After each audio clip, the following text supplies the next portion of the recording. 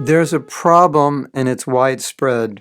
And maybe you've noticed it and maybe you haven't noticed it, but it's a problem within our movement, and I want to explain what that is. In the Japa workshops and retreats that I facilitate, I ask devotees this question.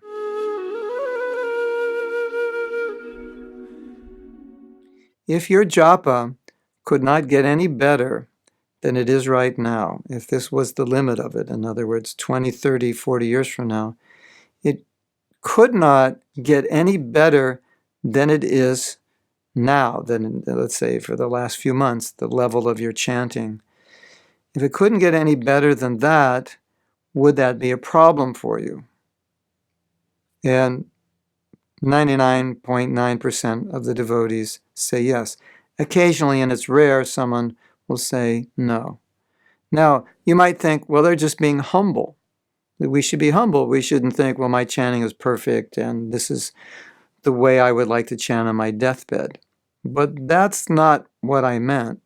I just meant, is your daily chanting actually going to make you Krishna conscious? Are you satisfied that if you chant like this every day, at the end of your life, you will be very Krishna conscious? I wasn't really asking if this were your last round of your life, like the rounds you chanted this morning or yesterday, would you be satisfied? I think obviously we would all say, no, I would want to do better and I could do better.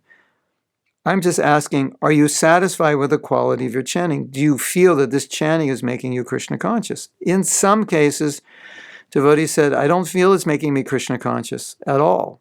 My rounds are so bad. And some devotees said, I don't feel it's making me Krishna conscious, and it's not making me fall into Maya. It's just in limbo. And some devotees, a lesser number, said a little bit, not so great. And so basically what the devotees were saying, my chanting isn't really to the standard. It's not the way it should be. And then I asked another question. I said, right now, think of 3 things you could do to improve your chanting. And I don't want you to deeply contemplate that. I just want you to think of 3 things that come to your mind right now. You don't have to think about it. They just pop in your mind. Everybody can do that and write them down. So they write them down. They knew they should be doing this. It's there in their mind. They didn't have to think about it. It wasn't like, well, maybe this. No, it was like, I knew, yeah, I should do this, I should do this, I should do this. Everybody, nobody had a problem. And so then I asked him a question. Well, it seems like you already know that you should be doing this. You didn't have to think about this. And everyone said yes. So my question was, well, why aren't you doing it? Here's another problem.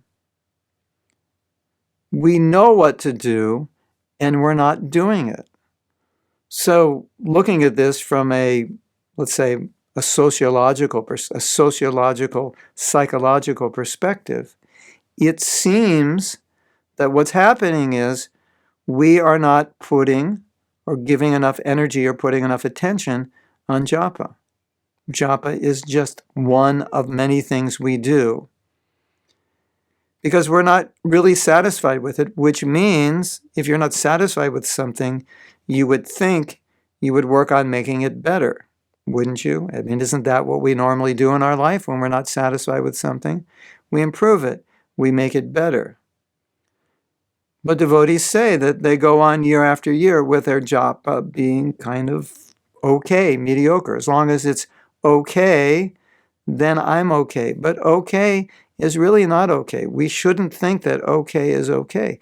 But I think that's how many, many devotees are thinking, that it's okay. I mean, I'm still a devotee and I'm going along, kind of putting along.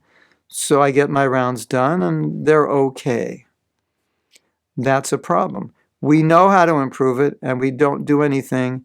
And most of us are saying, well, if my japa couldn't get any better, that's not okay. At the same time, we're telling ourselves it's okay. As a side point, in helping couples, one of the problems I realized is that they think their marriage is okay. They're not trying to make it better. They're not trying to make it good or excellent or super fantastic. Many, many of them, mostly men, are satisfied with okay.